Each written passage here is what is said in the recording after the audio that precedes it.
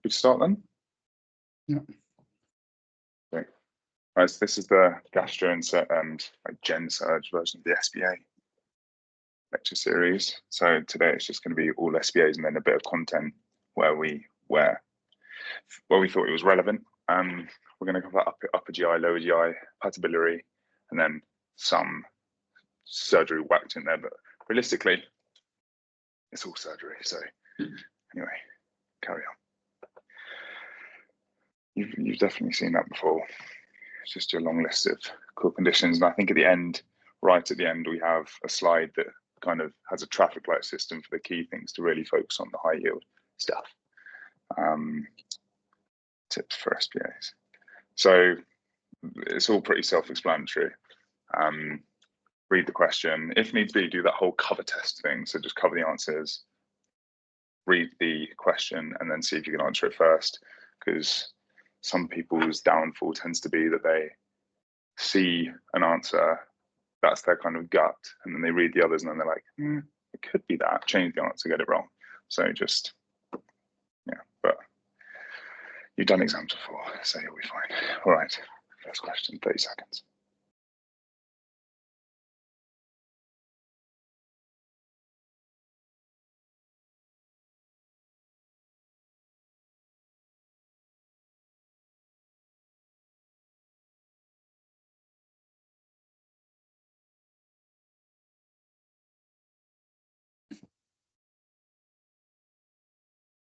So we have a 45-year-old gentleman presenting to his GP with a 4-week history of getting food stuck in his throat following meals. The pain only occurs after eating, is worse on lying down, and subsides after a few hours. He's tried Gaviscon for the pain, which has not improved his symptoms at all, and he denies any weight loss or change in his appetite. He's on no regular medications and is allergic to penicillin. What is the single most appropriate course of action for the GP to take?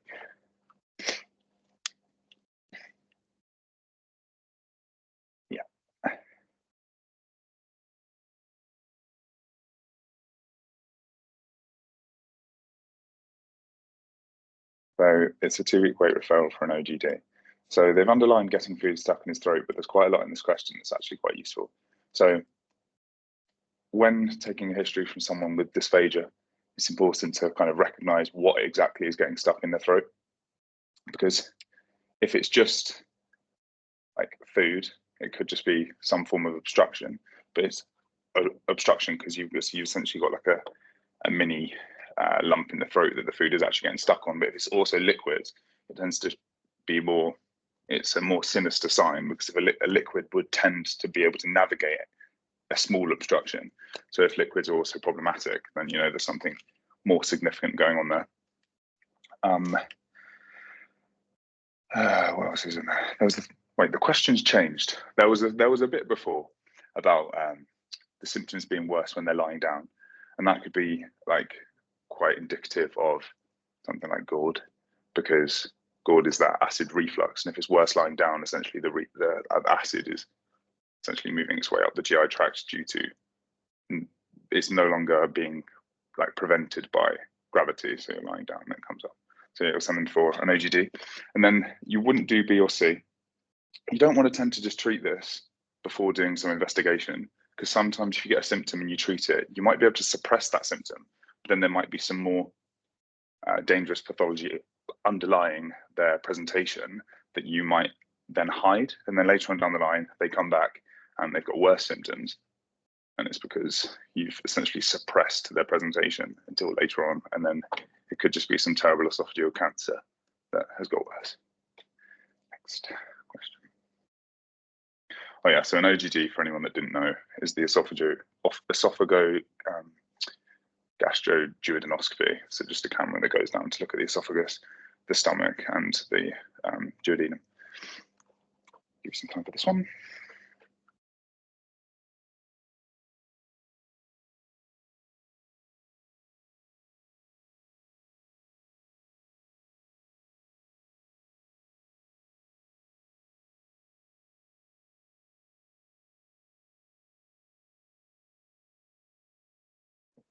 The 37-year-old female presents to the GP practice complaining of difficulty swallowing for the last 3 months. She says that this affects solids and liquids equally and hasn't had any regurgitation, vomiting, or reflux. She's lost around 1 kg in this time, and she has no other symptoms, no past medical history of anxiety, and doesn't smoke or drink. Given the most likely diagnosis, which of the following is most likely to be found on investigation? Right.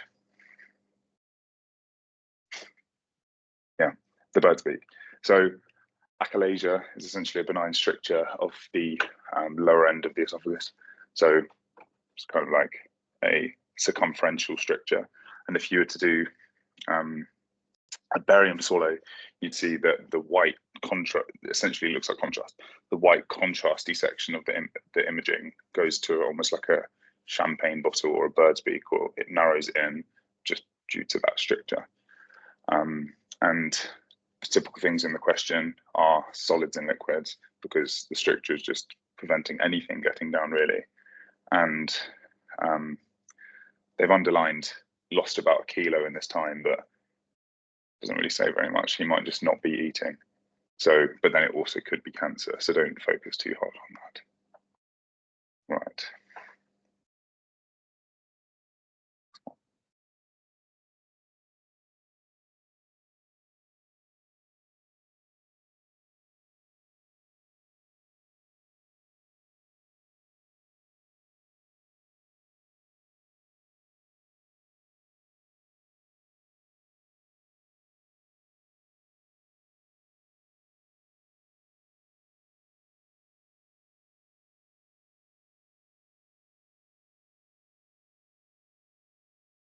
A 26-year-old male presents to A&E severely unwell with bloody vomiting for the last 3 hours. His friends who brought him in tell you he has no underlying medical issues and no drug use, but that they have just had a heavy drinking session to celebrate finishing their exams. As you go to assess the patient in the side room, the nurse gives you the following observations. BP BP of 105, so 1/105 over 58, so diastolically hypotensive, heart rate of 108, rest rate of 20, and O2 sats of 94%. So of those obs, what's the most concerning? Okay, can't do that. Yeah, so the trick with all of these questions, if you see like an acute emergency, it doesn't matter what specialty it is, whether that's rest, cardio, abdo, you just stick to it's your A to E thing, and almost 100% of the time you'll be right. So A, airway, call for help, assess patency. If if you don't know what's going on, you're going to want help just in case it is something that could deteriorate quite rapidly. So yeah, assess the airway, get someone to come hold your hand, and you'll be fine. Next one.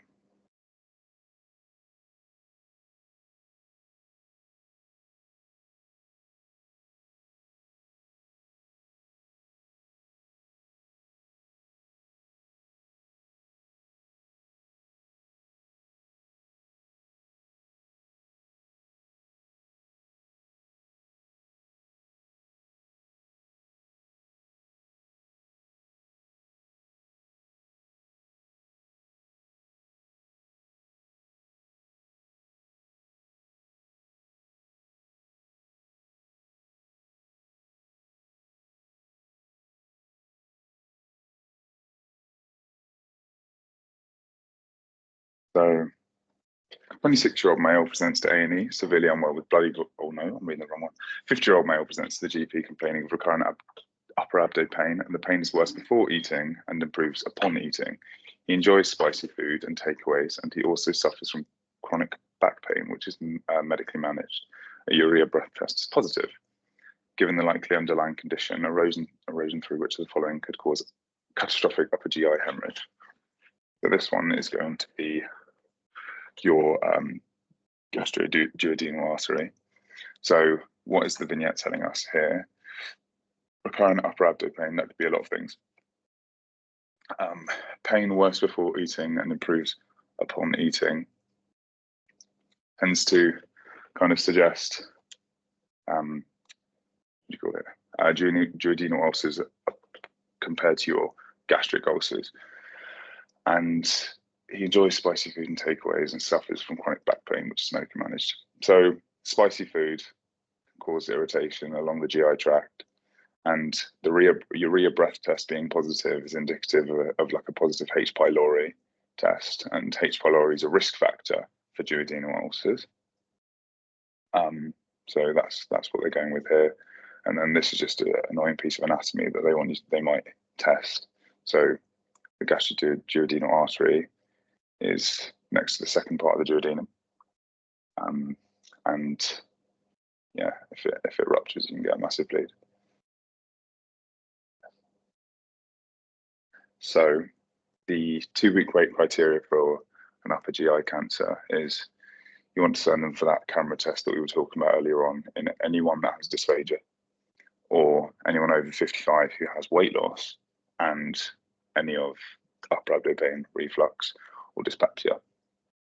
So with regards to these like upper GI, not upper GI, just any cancers, if in doubt, just send them on a 2-week wait, because it's better to be safe than sorry. Esophageal cancer, most commonly adeno in the lower third of the esophagus and squamous in the upper 2/3. Apparently, if the question mentions achalasia, it's more likely to be squamous. I didn't know that. Risk factors: GORD and Barrett's esophagus, which is that where the it says columnar metaplasia, but it's where the squamous cells convert to columnar epithelium, and you can see it on an OGD. And then smoking, alcohol, and melena. So melena is your like recurrent coughing blood. Coughing up blood. And then your symptoms: progressive dysphagia, so they're finding it harder and harder and harder to swallow. Weight loss, probably because they're not eating. Sometimes they just label it as anorexia. If you see that, they mean weight loss. Vomiting, loss of appetite, and hoarseness due to irritation of essentially the voice box.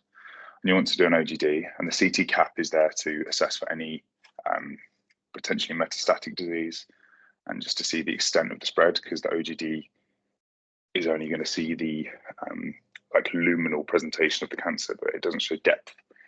And the management, depending on severity, would typically involve a surgery. So the Ivor-Lewis esophagectomy is essentially where if it was essentially in the distal aspect of the esophagus, so lower down, so when we're thinking adenocarcinoma, hey, chop that bit off, chop above and below the cancerous segment, take that out, and then they can use the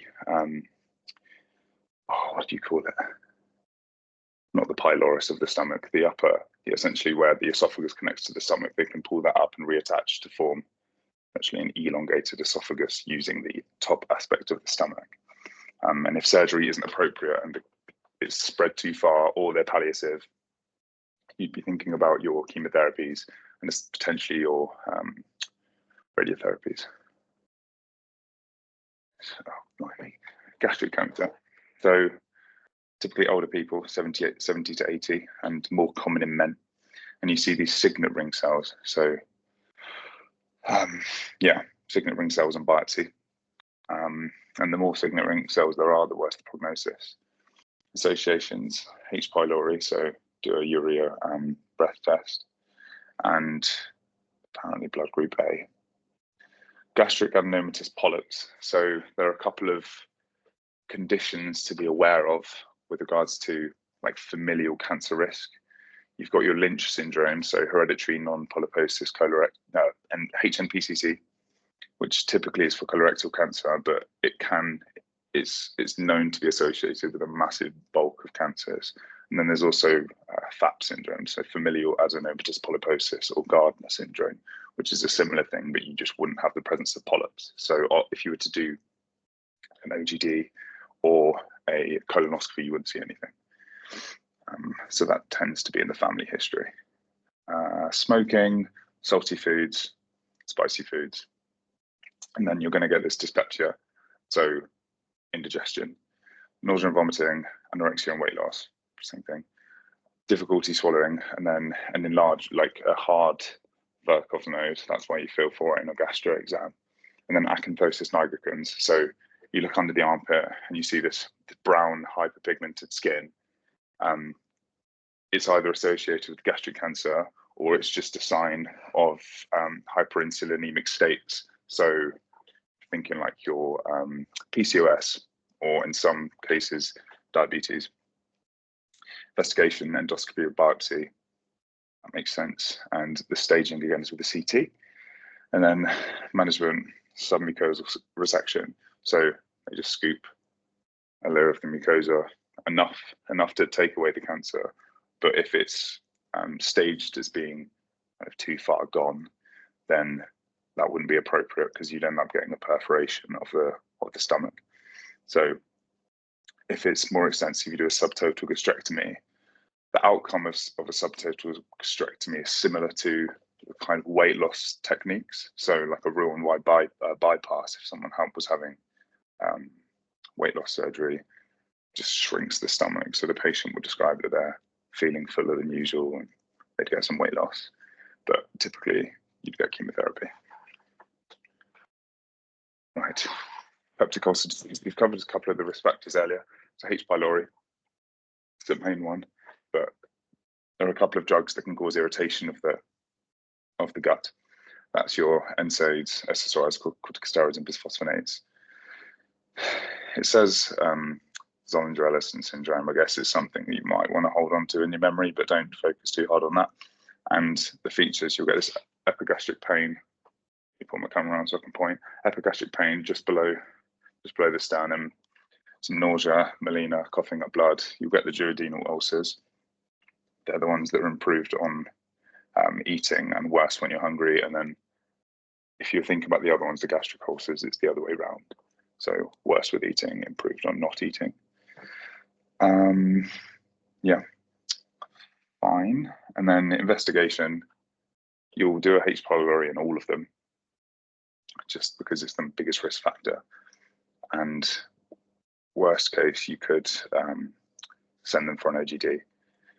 Management, if it's H. pylori positive, you give them the triad of amoxicillin, clary, and a PPI, or PPI metronidazole and clary,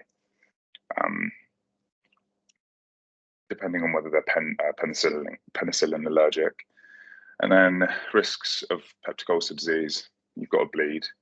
And if the ulcer is big enough or severe enough, you can get perforation and bleeding. So you'll get some general like peritonism, and their hemoglobin would drop. They may present because they've had a collapse because they've just got this big old internal bleed. So you need, if that came up in an A2E station, you'd send out one of those massive hemorrhage protocols, group and save, cross-matching, 2 units of blood, that kind of stuff to make up for a big hemorrhage.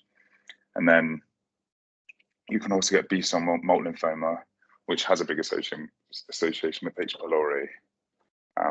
Just be aware of that. Don't Google it. Next.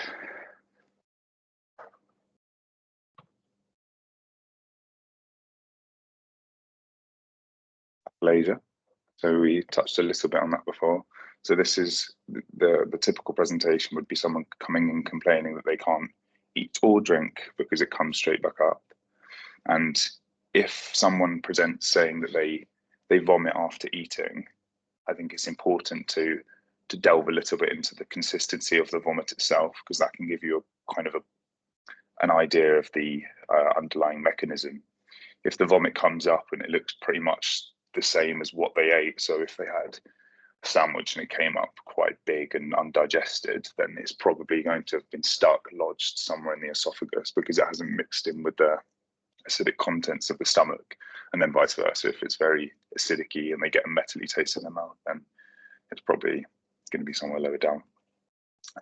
Accompanied by regurg, reflux, weight loss, cough and aspiration. They're all pretty self-explanatory. They're coughing because there's something stuck, and aspiration because the food is there for a long time. They're breathing at the same time, and there's a risk of whilst when they're breathing, some of that food slipping down and going into the lungs and causing a pneumonia. Investigations, so esophageal manometry, barium swallow and upper GI endoscopy, and a chest x-ray which shows them widened mediastinum and a fluid level. But for the sake of exams, barium swallow is the best one for it. And on the right there, you can see that bird beak. So it's a very abrupt narrowing due to a stricture in the esophagus. And the treatment. So nitrates and nifedipine. Interesting. You can give Botox injections to relax that sphincter and you can do pneumatic balloon dilation. So you put a balloon in and inflate it in a hope to loosen that stricture. But the problem with that, it's not very definitive, because if they got a stricture in the first place, then they'll probably get it again unless you actually change something that's going on there. So you can do a Heller's cardiomyotomy, which is you essentially make a small cut in the lower aspects of the esophagus. So if you were to think about having a ring of muscle like this and you were to make a cut, the piece of muscle where you made the cut is essentially made defunct. So even if you were to have a stricture, that top piece of muscle isn't going to cause that stricture. So you're not going to get a total obstruction at the end of the esophagus compared to if you didn't have the operation. And then there's just a big old list of other causes of dysphagia. Let's go through those. The main ones, so Plummer-Vinson syndrome, that would present with a triad of iron deficiency, anemia, esophageal webs on an OGD, and dysphagia. Myasthenia gravis, you've done neuro, I'm assuming. And if you haven't, it's just that over time, the muscles weaken due to acetylcholinesterase autoantibodies. Globus hystericus is the sensation of having something in your throat, but if you were to do an OGD, nothing would happen. Pharyngeal pouch, nothing would happen. You wouldn't see anything on an OGD. A pharyngeal pouch is, in exams, typically it would be a patient presenting with, halitosis. So their wife is complaining that they've got a really bad breath. And if you were to do a barium swallow, you notice that at the end of the esophagus, there is a pouch, and in that pouch is fluid that isn't being flushed out. So that's where the smell comes from, because you've just got this stagnant pool of fluid, and vice versa, that smells quite bad. Stroke, an important one to be aware of. You get dysphagia with strokes and stuff like MND, so motor neuron disease. The bulbar subtype of motor neuron disease causes difficulty swallowing. Yeah. That'll do.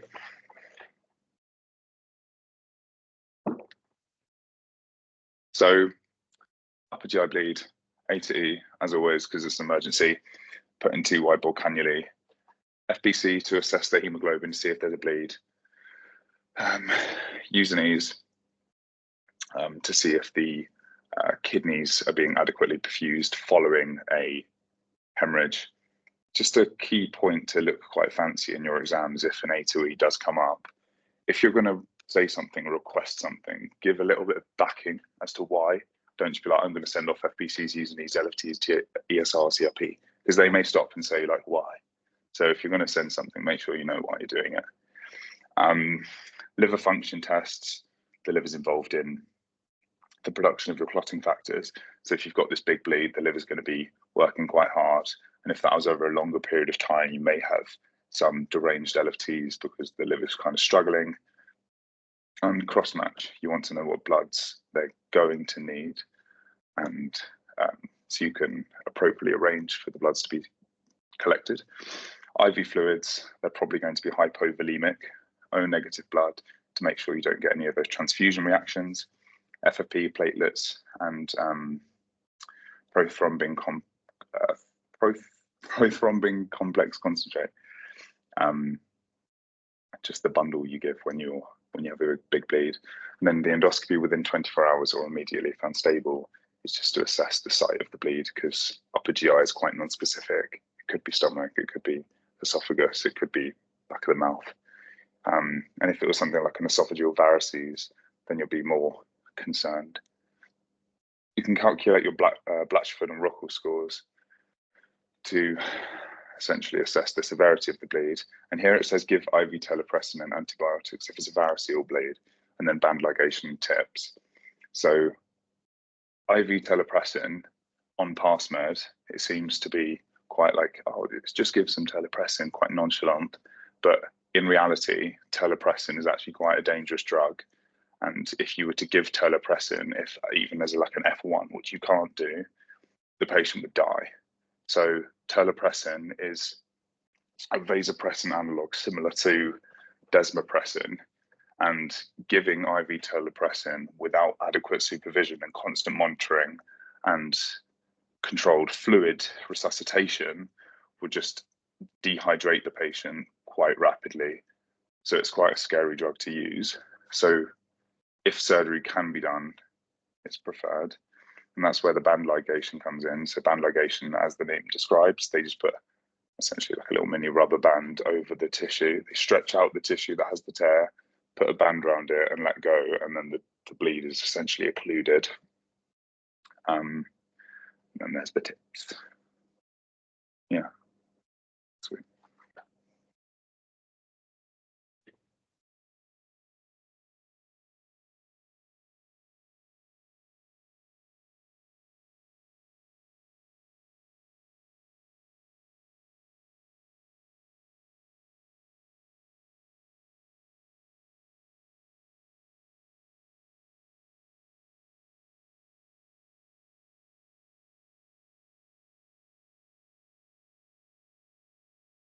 So a 25-year-old man has recently moved to the UK and is registering at a local GP practice. And the GP decided to send off hepatitis B serology as his vaccination history is unclear. The results are as follows. So he's got his surface antigen positive, E antigen positive, anti-HBs negative, IgM positive, IgG negative, and HBE. So what does this tell us about his current hepatitis status? So it is it's an acute infection, surface antigen positive, IgM positive, and IgG negative. Go back just to get the results up if possible. We'll talk through the results. So surface antigen, HBsAg, is essentially pointing at current infectivity, and it would be raised if someone was chronically infected and if someone was acutely infected. HBeAg is just a marker of infectivity. So if you were to just isolate HBeAg, it wouldn't tell you a great deal. And then HBc IgM and HBc IgG essentially just gives you a pointer as to whether it's acute or chronic. So the way I remember this one was IgG you get from your grandma, so it's old, and IgM you can get from your mum, so it's short and it's silly. And IgM can be given through like breast milk and such because it's also from your mother. It's ridiculous. These are annoying to learn, but they're easy marks if you just get your head around them. But if someone is anti-HBs positive, it kind of points to whether they've been previously infected and are now healthy, or they have previous vaccination. But in the acute setting, anti-HBs wouldn't be positive because the body hasn't created these antibodies in time. So, yeah, cool.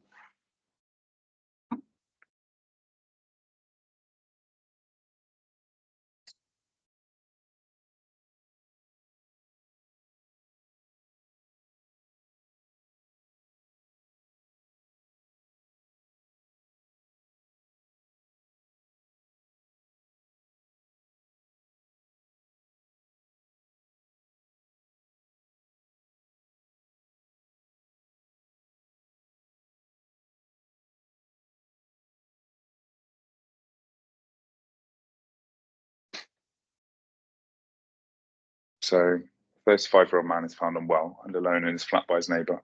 There were several empty bottles of vodka scattered around the flat, and the collateral history reveals he has no known medical problems other than severe bipolar disease and cluster fix. That he doesn't take recreational drugs and is socially reclusive. He's taken to the local A&E, and during his diagnostic workup, is found to have the following LFTs. So his AST is massive, his ALT is massive, and his ALP isn't that bad, and his gamma GT is slightly high. So which of the following is the best management of the cause of this presentation? Fine. NAC.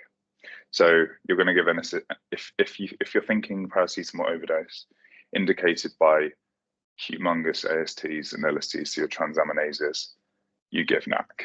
In practice, I know in PassMed they say that you can give activated charcoal, but the time restraints within which that you can give charcoal are so low that it's very rarely given. You have to have presented within an hour of commencement of the overdose. So what, you've got to take 50 tablets in an hour and manage to get to the hospital in time? Unlikely. So if the question is ever about paracetamol, just give some NAC. What in the question is telling us that it's paracetamol overdose. Unwell and alone, people that have low mood and have suicidal ideations tend to do it on their own. Several empty bottles of vodka scattered around the flat, indicative of a slightly unstable mindset, essentially. And he has this history of severe bipolar disease and cluster headaches. So he would have the paracetamol lying around from the cluster headaches, or it's easy to find at the shop. And the severe bipolar disease, patients with bipolar, you'll learn next year, but have these manic phases as well as these depressive phases, and they're quite extreme in severity, depending on the extremity of, like, in both extremities of mood. But interestingly, I don't know if you guys know this, but it says that he's drank several empty bottles of vodka. And it's important to ask a patient that's taken an overdose, did you have alcohol with the drinking? Because acutely, alcohol is actually a protective factor with regards to overdose, whereas chronic alcohol consumption is not a protective factor. So if someone has drunk many bottles of vodka whilst taking their overdose, it's less concerning than if they've been drinking for a prolonged period of time. And if anyone wants to know the reason why, it's quite interesting. Next question. The logic behind it is essentially just that you're drinking alcohol, which is dealt with by the liver, and you're taking these paracetamols, which are also dealt with by the liver, and it's essentially like saturating the liver and with both alcohol and paracetamol. So one of which is more damaging. The paracetamol is more damaging than alcohol is to the liver. So some of the paracetamol just gets actually fed through, missed, bypasses the liver and doesn't cause as much damage. Viral hepatitis. So you've got A, B, C, D, E. A and E are your acute ones. A useful way of remembering it, if you think of the word acute, it has an A at the beginning and an E at the end. So they're your two acute ones.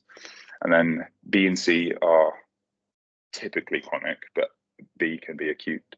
And then D is a funky one, because D, someone cannot be hepatitis D positive without being hepatitis B positive, because D relies on B to survive, to replicate. It's just how it works.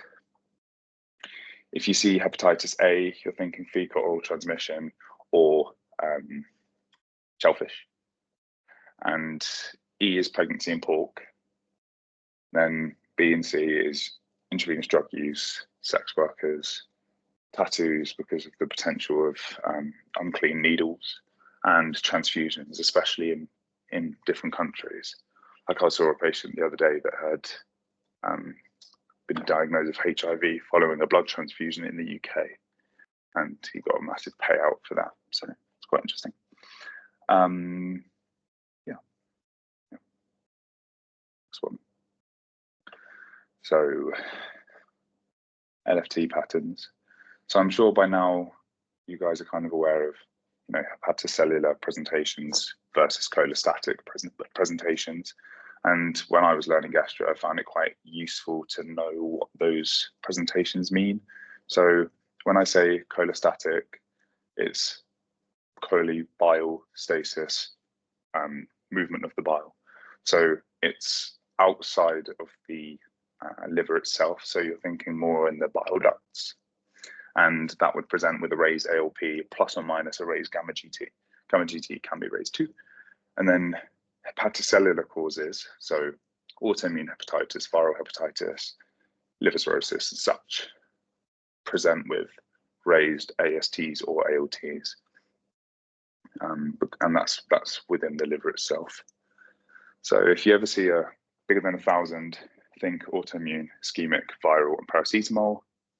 And sometimes UCL might be unfair and just give you a patient that's presenting with random bruises on their body, and they have this history of easy to bruise.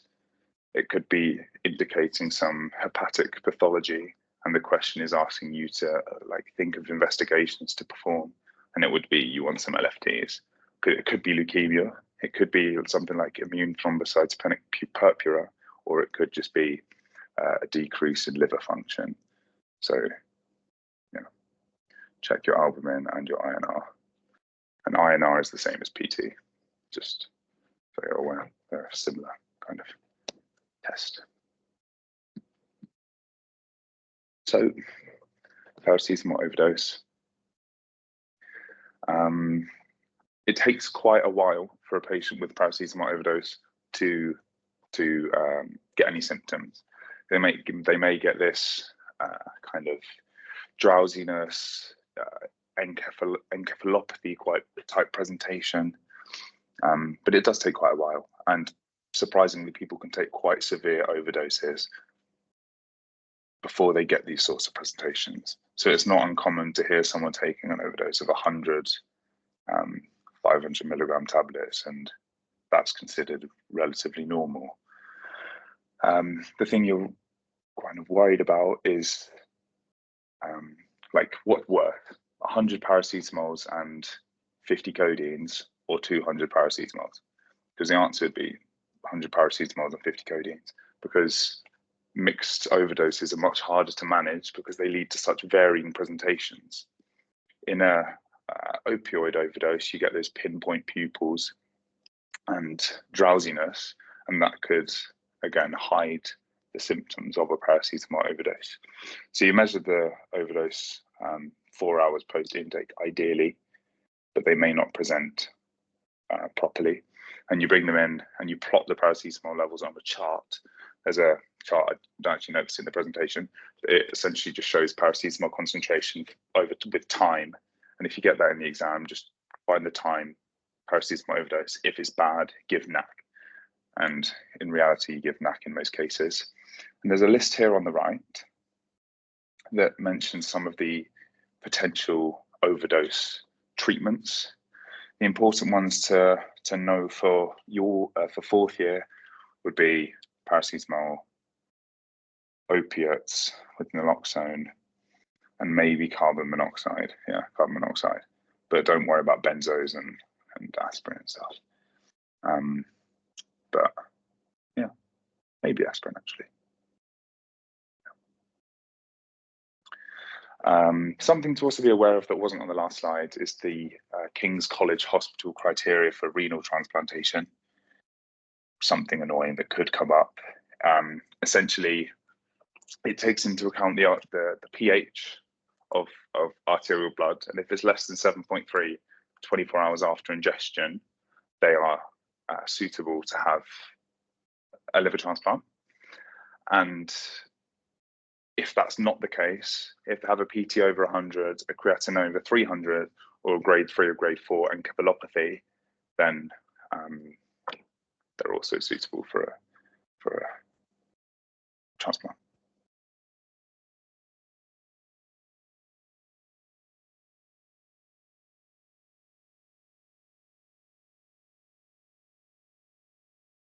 So, a 46-year-old woman presents to her GP with severe itching all over, which is affecting her daily life.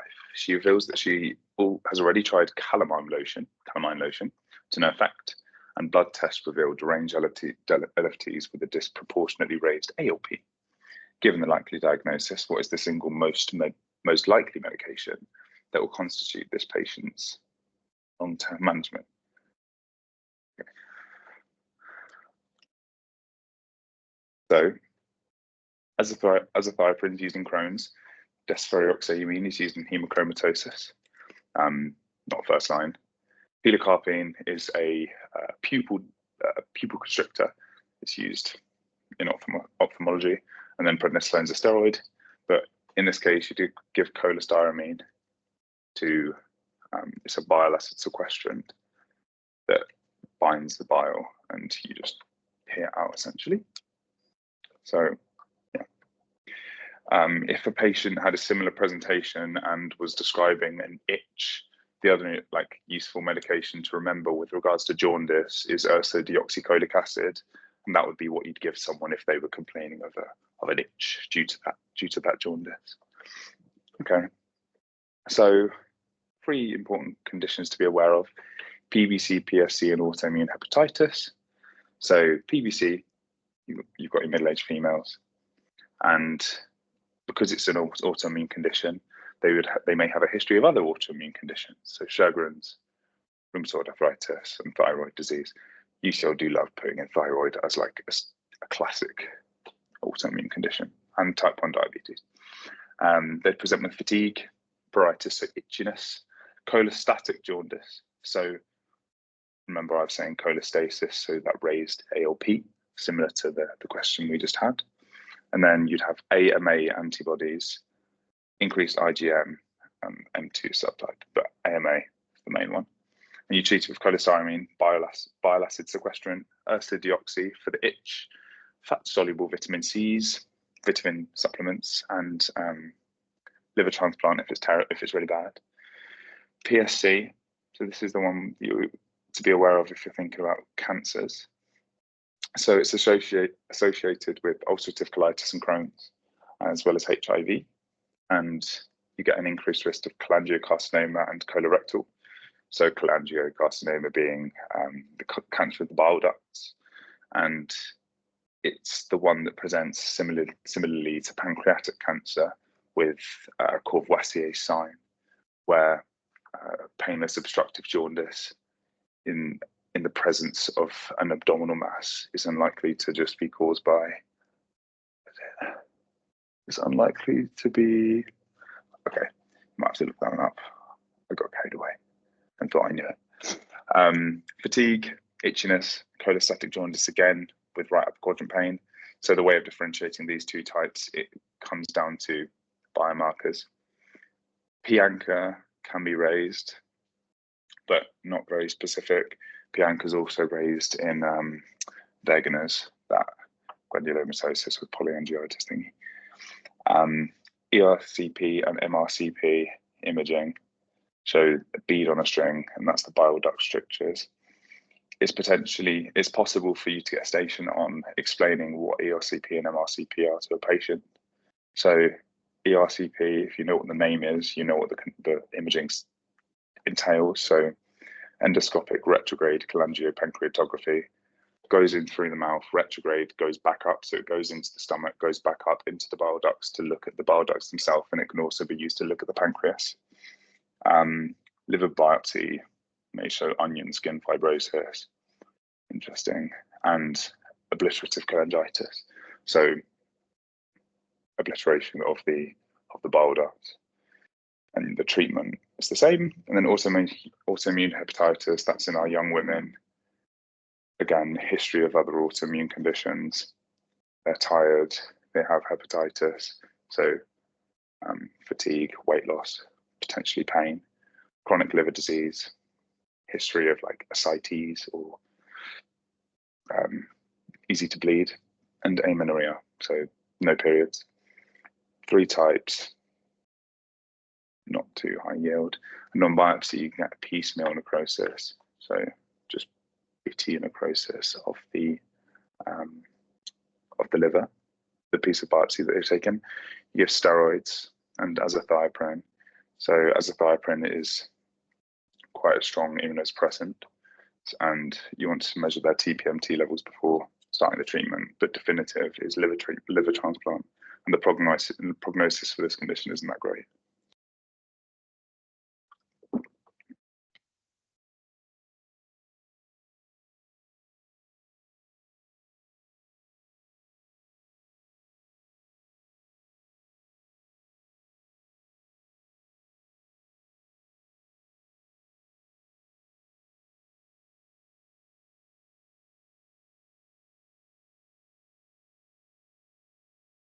Okay, So a 52-year-old male with no medical history comes into A&E with severe abdominal pain, which radiates through to his back.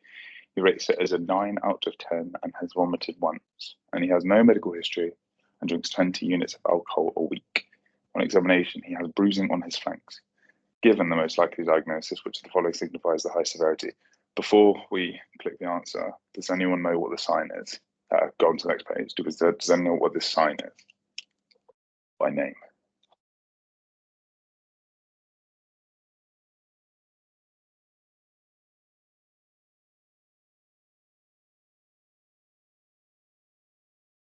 Go on to the next one. No, go on to the answer. So the sign was Gray Turner's sign. It's a sign of pancreatitis, and it's that flank discoloration, flank bruising. And the other associated bruising sign in pancreatitis is Cullen's, which is periumbilical, so around the umbilicus. So we've got abdo pain radiating through to the back, and he's a drinker, and he's got this bruising. It's kind of in keeping with a pancreatitis, acute pancreatitis. And even if you didn't know the answer to this question, because this is essentially referring to the Glasgow pancreatitis score, in a question like this, if you don't know the answer, choosing an electrolyte isn't the worst thing to do, because if you've got deranged electrolytes, you're concerned about the potential for arrhythmias and such. So if in doubt, just choose an electrolyte and it might be right. Because with hypocalcemia, you get the tetany, the twitches and the spasms, but then you can also get a prolonged QT and prolonged QT interval on an ECG, which is quite problematic. CRP is raised in inflammation or infection. Lipase doesn't really tell you very much. It just gives you an idea of the endocrine function of the pancreas. And the same for amylase. And then there's age, but age doesn't mean a great deal. Next question.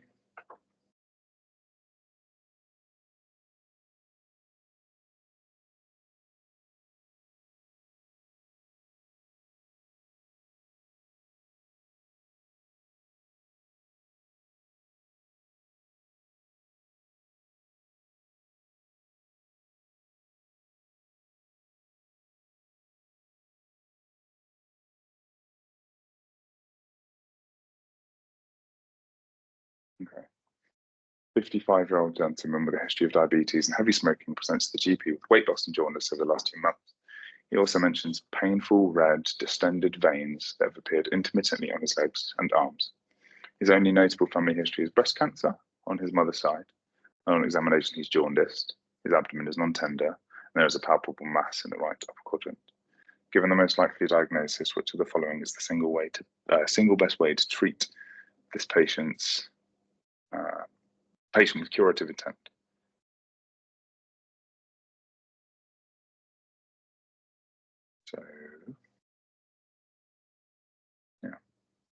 So it would be a pancreaticoduodenectomy. So removal of the pancreas and part of the duodenum. Fine. Let me see. So we've got diabetes. May point toward, if it was type 1 diabetes, may point towards a defunct pancreas. Heavy smoking. Smoking is a risk factor for the majority of cancers. Weight loss, cancer, due to that increased metabolic demand that the cancer places on the body. And then jaundice. You had jaundice in liver problems and pancreatic cancer. And he's got painful red distended veins. So this is the migratory thrombophlebitis that you can sometimes get. And he's got a family history of breast cancer. On examination, he's jaundiced. His abdomen is non-tender and there's a palpable mass. So he's got a couple of risk factors for pancreatic cancer. He's got painless obstructive jaundice and the migratory thrombophlebitis, Trousseau sign. And Trousseau sign isn't very specific to pancreatic cancer, but it's the most specific to pancreatic cancer. So it can come up in other cancers, but it's more common in pancreatic than it is in any of the others. So the Courvoisier sign that I was referring to earlier on is the presence of painless obstructive jaundice.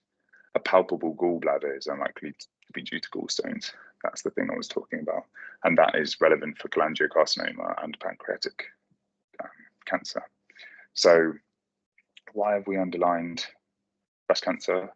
So breast cancer, you've got your BRCA mutations, and BRCA2 isn't just specific to breast cancer, even though that's what BRCA stands for. It's also a risk factor. It's also been known to influence pancreatic cancer.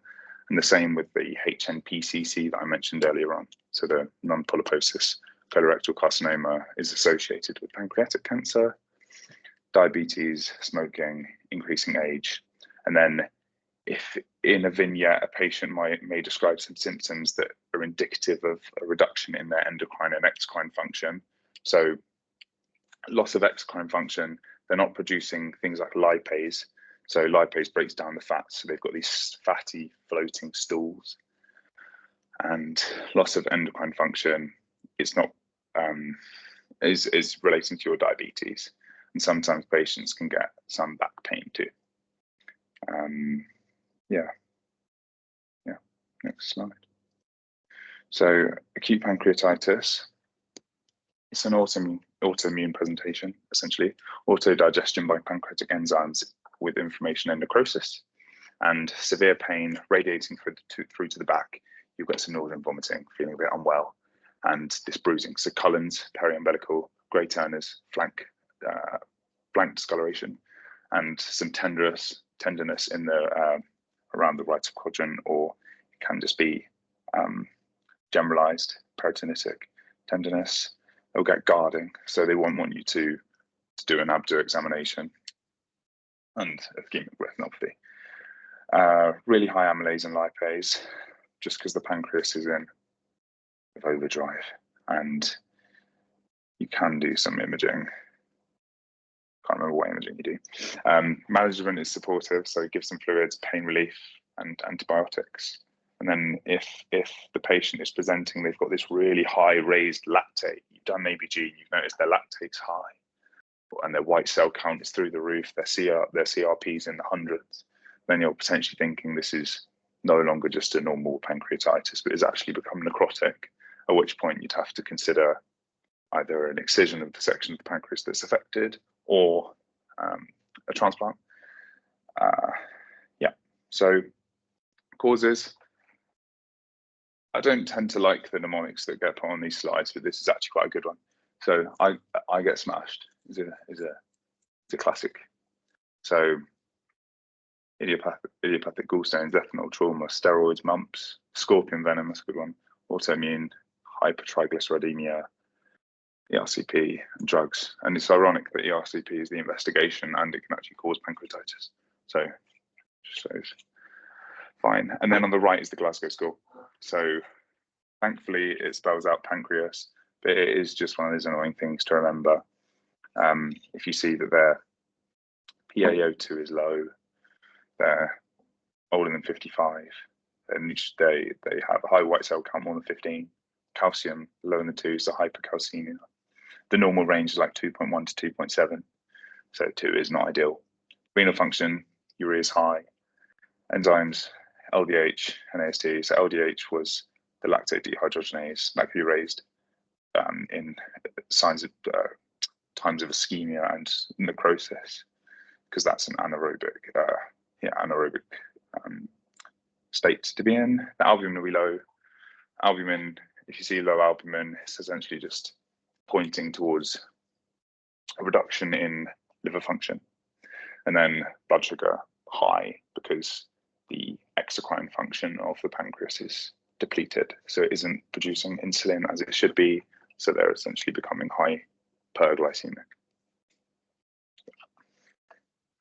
Pancreatic cancer, so older, smokers, diabetics, chronic pancreatitis, Lynch syndrome, multiple endocrine neoplasia, BRCA2 and CRAS, painless jaundice. We've gone through most of this. Let me see if there's anything I missed.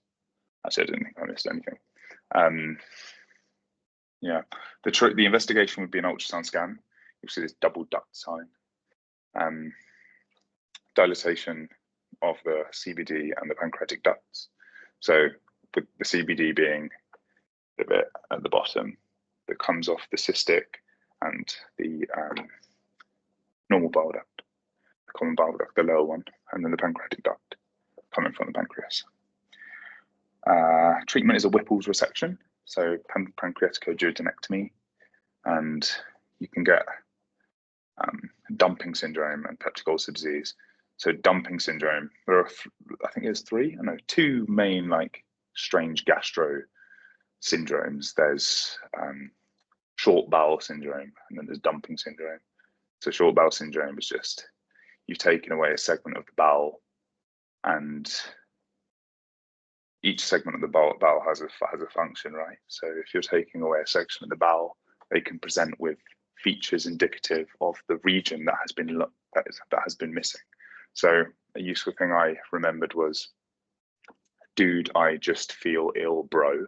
So the duodenum deals with iron absorption. So if someone's had a duodenectomy, they may present with iron deficiency anemia. The jejunum is folate deficiency. So yeah, they would present with like a macrocytic anemia. And then the ileum deals with your B12. So they could have the subacute combined degeneration of the cord. They could present with that, and it's because they've had a prior excision of a segment of their bowel. Thanks. Actually, I think that's me. Thanks, guys. Good luck with everything.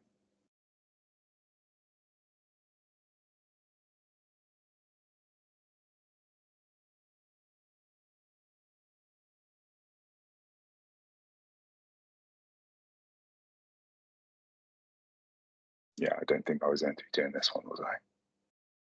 Hi, yeah, I can start now. Are you still sharing, or do you want me to share? I can do that. It was Amit. Oh yeah, is that okay, Amit? Thank you. Yeah, just let me know when to change the slide. Okay, yeah, we'll do. Okay, so I'll try and go through it a bit quicker with the next ones. So yeah, a 65-year-old man is admitted to the acute medical ward with increasing abdominal distension. On assessment, he appears intoxicated and is unable to give much of a history. The medical registrar performs an abdominal tap, which reveals a transitive picture and a neutrophil count of 240. Based on these findings, what is the single most appropriate initial management of these patient symptoms? Yeah.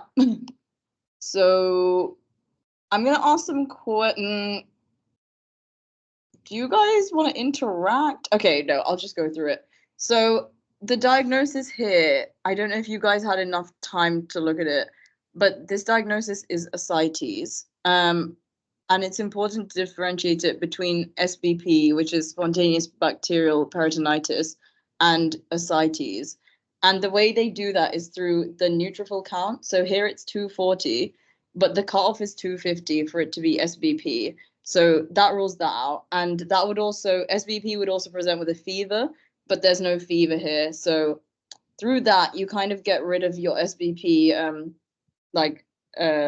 option here, which would be the IV antibiotics and the paracentesis.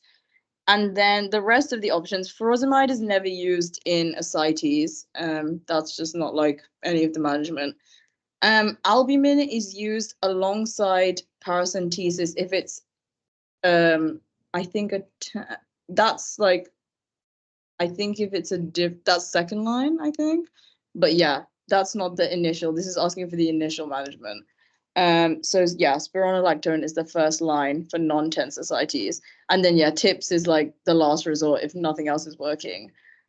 Yeah, you can change the slide.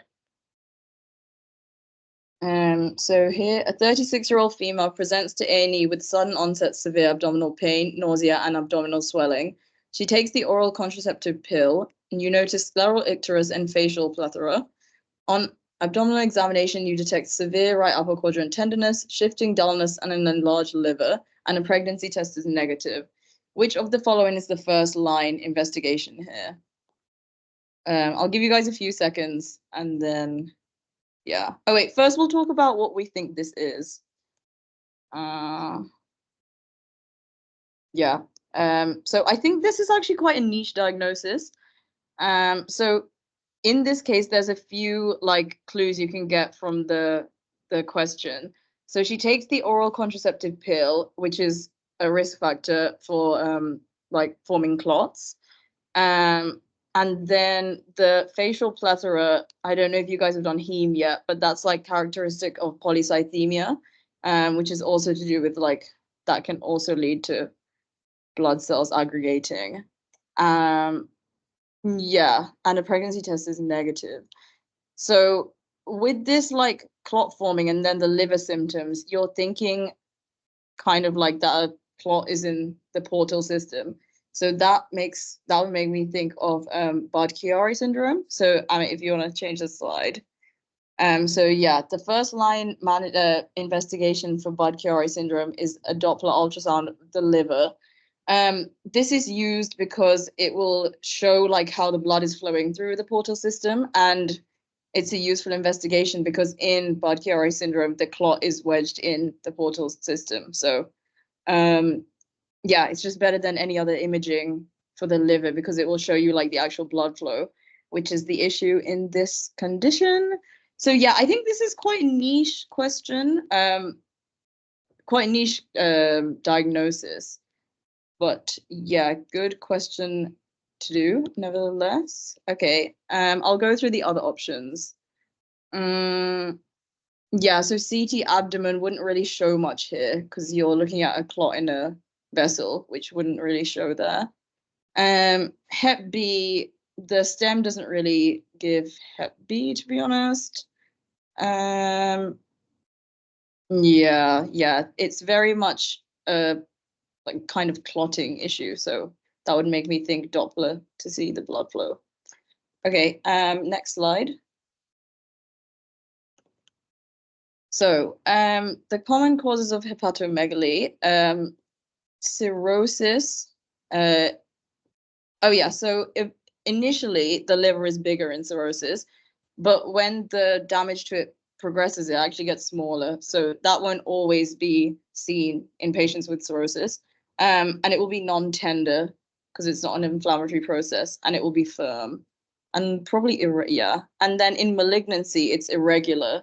So that's how you would differentiate those two. Yeah, cancer is always growing in a disorderly fashion. So that would be an irregular liver edge, but cirrhosis would be firm and not irregular, I guess. Sorry, 1 second.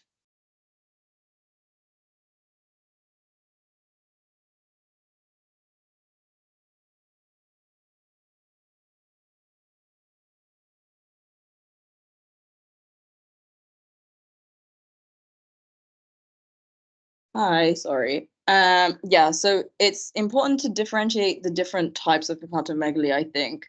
So if you understand that, that will make questions easier because they'll probably describe like in what way the liver is bigger. In heart failure, it will be pulsatile, so that will be in the stem. And again, firm, but tender this time. And in the other two, it's not tender. And then obviously there's your infective causes of hepatomegaly, but that would present with usually a fever. So hepatitis, glandular fever, malaria, abscess. Something they love in stems, I don't know if you guys have picked this up, but it will be like a patient with all the infective symptoms, and then they give them antibiotics, but the symptoms are not clearing up. That will always be an abscess. It took me ages to get that, like for that to click, but that is usually what is causing it. If antibiotics are not working on infective symptoms, it's usually an abscess. Yeah, different types: pyogenic, amoebic, hyatid disease. They're like tropical parasites. Yeah. So Budd-Chiari was the cause of hepatomegaly in the other question. And then ascites. So you differentiate the different types of ascites based on the SAR gradient, which is like how much albumin is in the fluid. So if the gradient is above 1.1, then it's a transudative cause. And that's just basically anything to do with liver issues. So liver cirrhosis, liver mets, and also heart failure. And then if it's below 1.1, then it's an exudative cause. And those are kind of like not really to do with the liver. That's how I remembered it. So it will be like cancer, but not liver mets. It will be like another cancer in the abdomen, probably. Inflammation, pancreatitis, nephrotic syndrome, and other types of infection. Yeah, so the management for ascites, the first line is spironolactone, and then you also do fluid and salt restriction alongside that. But the pharmacological management is for spironolactone. And then following that, they do paracentesis, in which they remove that fluid. And then alongside it, they give IV albumin. And then TIPS is like the third line if nothing else is helping. Yeah, as I said earlier, spontaneous bacterial peritonitis is an infection of the fluid. And you'll know that in a question because they will also have a fever in addition to the ascites and a neutrophil count above 250. So they treat that with antibiotics because it's an infection, usually broad spectrum. They'll use ceftriaxone. And yeah, hepatic encephalopathy is just like your neuro symptoms. So confusion, asterixis, which is like the hand thing, and then you manage that with lactulose. Okay. So SBA 12, you're sitting in an oncology clinic. The oncologist is discussing the results of a patient's cancer staging with you. He explains that the patient's cancer is Dukes D, which suggests that the patient has evidence of distant metastases. Given this information, where is the most likely site of spread? So this question actually came up in either our mock or our real exam. So I think they like this, so they potentially could put it in your exam. This doesn't really take much understanding. I would just memorize it. So it's the answer. You can change the slide. The answer is D. Just because of how the portal circulation works, I guess the next stop is probably the liver. So the cancer cells will go there first. No, I think they asked us like what the method of spread was. And the options were like hematological, lymphatic, yeah, through lymph nodes.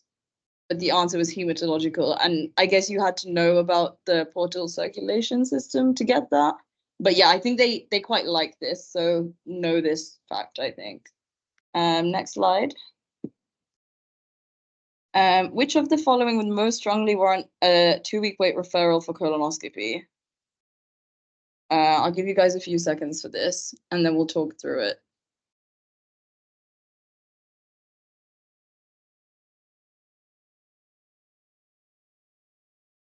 Okay, so this PowerPoint is a bit old.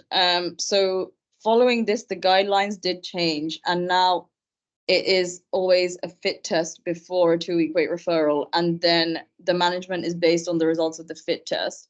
So you guys can also think about this in like which one most warrants a fit test.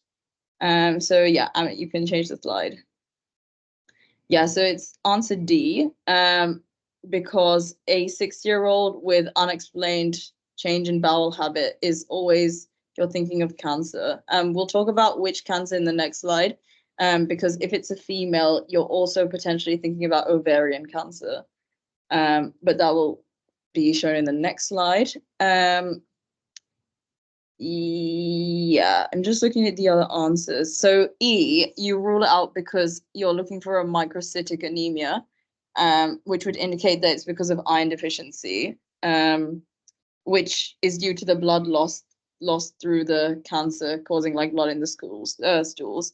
So when you see macrocytic, you're thinking that's probably a different cause of bleeding. C, hemorrhoids, it's not like that doesn't predispose to cancer or anything. So you can rule out C. 44, yeah, they need to be 50 with the rectal bleeding and the weight loss to have this kind of indication. And then, yeah, A doesn't have any B symptoms or anything. So that could be anything. So yeah, next slide, please. Yeah, so this has changed slightly from what is shown on the slide. You guys will probably have seen on PassMed. Now, instead of the 2-week wait, if they have these symptoms, they will have the fit test. And then, yeah, as I said, based on the fit test results, they will then be referred. But to have the fit test, they'll still have to qualify with these symptoms. So I think that's probably quite important to learn. There's a better table on PassMed than here. But learn the indications for a fit test. Yeah. And you guys probably know what fit test is, but it's basically just looking for blood in the stool. I would also learn how it works and the ages and the screening program for OSTI, because that could come up as a like explanation station or a counseling station. And then yeah, the gold standard for any cancer is always biopsy. So they'll do that through a colonoscopy in this case. Okay, next slide. Yeah, so CEA is the cancer marker, the tumor marker for colorectal cancer, but it's not actually used for diagnosis. It's only used for like prognostic value or follow-up. So yeah, that is also quite important to know tumor markers for exams. But yeah, in this case, it's not used to diagnose colorectal cancer. And then also, I wouldn't worry too much about what each Duke stage means, but I would know that D is the worst, and that means metastasis. Don't worry about like which layer is being invaded, and I'd also know the names of the staging systems because they quite like to ask that as well. So yeah, this case it is Duke's. Okay, next slide. Yes, lower GI cancer. It's usually always on the left. So the most common sites for it are the rectum and I think the sigmoid colon. That's usually where it is. And that will present with more symptoms of obstruction. And bleeding will usually be fresh red blood. So that's how you can tell in a question, I think, because the blood will be fresh. Whereas if it's a right-sided colorectal cancer, it might be more like, what is it, melena? Or it might be like darker blood because it's having to travel further, so it's won't be as fresh. Yeah, and look out for iron deficiency anemia in SBAs as well, because in addition to change in bowel habit, that kind of implies that it could be colorectal cancer, because the iron deficiency is probably caused by losing blood in the stools. And obviously a right iliac fossa mass is not a good sign. Okay, next slide. Okay, SBA 14. Which of the following is most likely to be found in ulcerative colitis compared to Crohn's disease? This is literally like memorizing what goes up in which and what goes down in which. There's kind of not much explanation for this, but the answer is, Amit, you can change the slide. It's A, depletion of goblet cells. It's confusing because they change in both of them, but they change in different ways. Yeah, that's kind of just rote learning, but important to learn the differences between the two. Yeah, the rest of the options you can kind of reason out, but this goblet cell thing, I never like learned the pathophysiology behind it.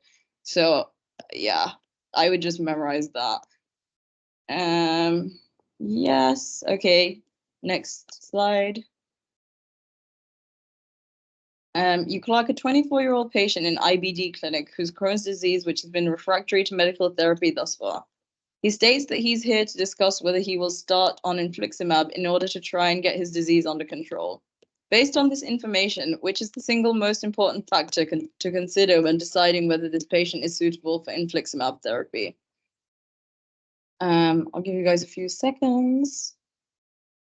So when you're starting on any kind of immunotherapy, you know that this is kind of going to uncover any infections that they already have, which might be suppressed at that particular moment.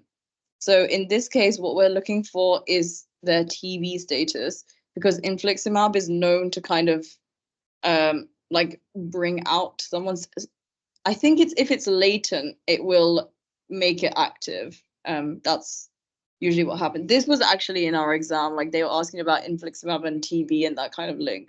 But I can't remember what the exact wording was. But I think that's quite important to know. Yeah, you want to know someone's TB status before you start them on infliximab. So yeah, if you can change the slide, please. Yeah.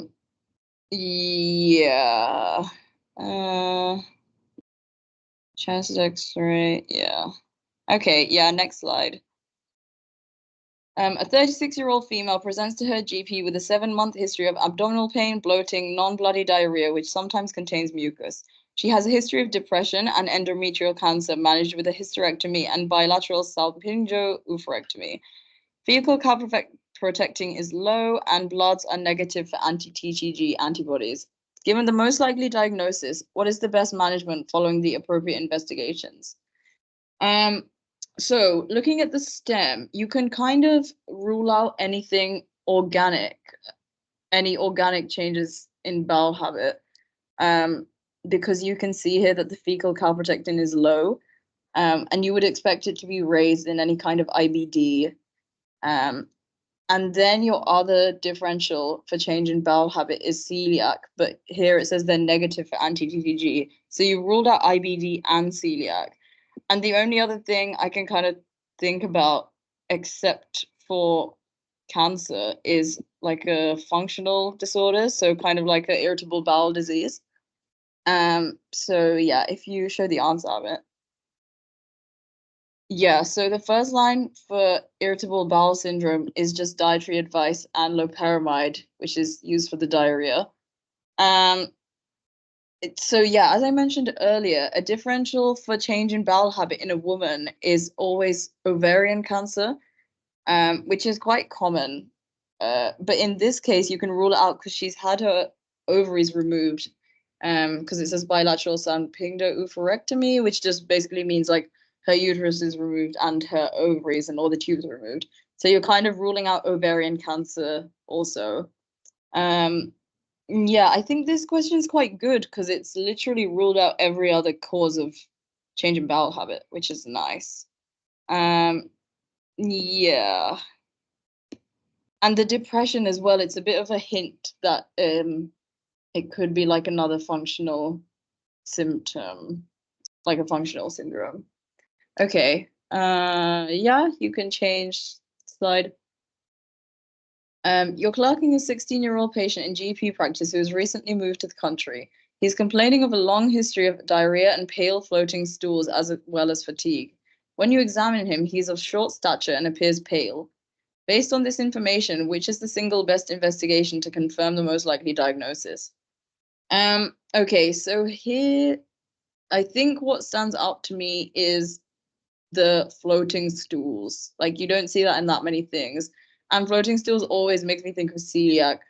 I think it's because it's not really anything else except from the pancreas issues. But none of the SBA options like indicate that this is a pancreas issue. So I'm automatically thinking celiac. And he's also got the fatigue and the short stature. So you kind of get the vibe that he's not absorbing much. Yeah, lots of pointers here to celiac. So then this is a bit cheeky actually. Wait, yeah. They're asking for the single best investigation to confirm the most likely diagnosis. So Amit, if you could change the slide, please. Yeah, I got this wrong a couple of times because they're asking for the best investigation to confirm it. And I was gonna say the initial investigations, IgA and TTG, but they want to confirm it. So the way that celiac is confirmed is with an OGD and the biopsy. Yeah, you can't diagnose it without that. Okay, next slide. SBA 18, you're clerking a 30-year-old patient who has undergone his third procedure for terminal ileitis due to Crohn's disease. Given this information, where is the most likely vitamin deficiency that the patient will suffer from? Yeah, this is also kind of just rote learning. Yeah, you can change the slide. So the answer is vitamin A. Quite easy to remember, I think. Just remember the fat-soluble vitamins are ADEK, so A, D, E, and K. And when absorption is impaired, these can't be absorbed from the short bowel. It's short bowel syndrome. Short bowel? Small intestine. Okay, next slide. Yeah, this is important to memorize. I'm not going to talk through the whole thing, But I would learn this if I were you guys. So like how to differentiate Crohn's and UC, because obviously they present very similarly. Yeah, and know the managements well. So like inducing maintenance, and then like maintaining remission, know those as well. I wouldn't worry too much about like second and third line. I know there's a lot about that in ParsMed. But just like probably know your first line managements well and know how to differentiate them. Okay, next slide. And these are like symptoms that can occur outside the bowel in these two conditions. So pyoderma gangrenosum is a skin disorder. It basically just looks like this. Like it's got a well-defined border. It's necrotic. It's like full of pus. And they'll put it in a stem in a patient with changes to bowel habit. And that's kind of indicative of IBD because you don't really see that without an autoimmune disease. I don't think it really happens by itself. So yeah, that would be a pointer to IBD, cause of change in bowel habit. And you manage that with steroids.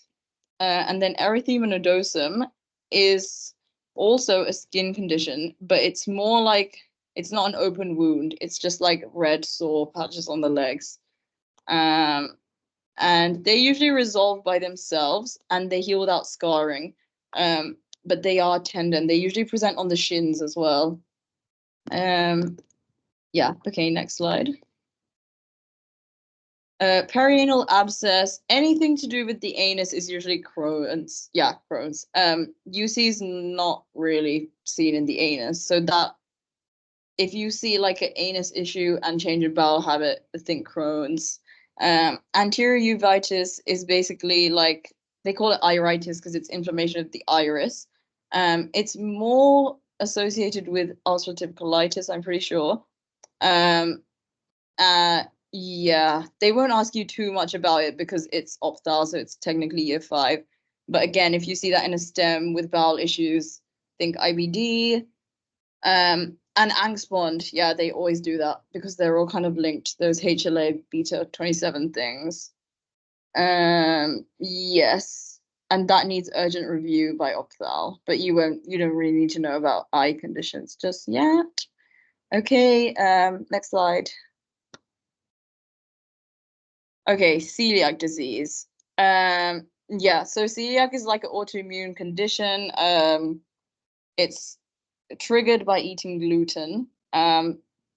Yeah, any food containing gluten will trigger a flare-up and it presents with diarrhea. Yeah, the floating fatty stools, I think, is quite characteristic of celiac. You won't see that in other types of IBD.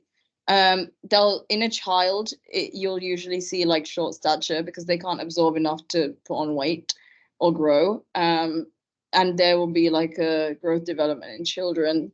So it's quite important to identify so you can treat them. Vitamin deficiencies, again, you won't absorb your fat soluble vitamins. Dermatitis herpetiformis is literally like characteristic of celiac disease. It's a rash that is only really seen in celiac. So it looks like this, just like little red dots on the skin. Yeah. Oh, yeah. So before you have your OGD with the biopsy, you have to start eating gluten again, which is a bit of a shame for the patients, but I guess that's what makes the bowel look like that. So, yeah, they have to start eating gluten again for 6 weeks before they have the test, and then they can omit it again, of course, obviously, after they have the test. The first line is your anti-TTG and your IgA antibodies. And then the gold standard is the endoscopy with the biopsy. And yeah, these buzzwords will always be in the stem. So the villus atrophy, crypt hyperplasia, and increased interepithelial lymphocytes. That's what they'll see on the biopsy. Yeah, the only management really is a gluten-free diet. Dapsone can be good for the rash, but I don't think they routinely prescribe it for celiac. Yeah, and these are just other causes of malabsorption. Yeah, pancreatitis. I guess that adds up with the floating stools in that as well. Chronic pancreatitis. Okay, yeah, next slide. Yeah, so IBS is a functional condition, which essentially means there's no like organic pathology causing it. So nothing's actually like wrong that they can see. But it's still causing symptoms that are very much real. So yeah, to diagnose it, you just want to exclude any organic causes. So you want to rule out IBD, celiac, cancer. It kind of has the same symptoms as all of those, but it won't have blood in the stools. You won't have your B symptoms. It won't be worsened with gluten. So you can kind of rule out other things. And the pain is usually relieved by defecation, which I think is quite characteristic. You won't really see that in other IBD. The pain will persist. And it doesn't affect sleep. It's quite important in SBAs also. Yeah, as I mentioned, rule out ovarian cancer, which can also have the change in bowel habit in older women over 50. The first line management for that, you don't know yet. You don't need to know this yet because it's year 5, but they'll do a CA125, which is the tumor marker for ovarian cancer. Yeah, just be aware of that differential in an older woman with change in bowel habit. But I wouldn't pick it in an SBA because they're not testing you guys on that. So like, don't let it distract you either. Yeah, IBS also has constipation in addition to diarrhea, which probably differentiates it quite well from the others because they don't really have constipation. And people can cycle between the two, or they can just have one or the other. Yeah, investigations, you're ruling out other causes. Yeah, management is kind of just like explaining to the patient what's going on and advising them about their diet. And then diarrhea is treated with loperamide and conservation with laxatives, obviously. Yeah, so just like pretty logical management for that. Yeah, okay, next slide.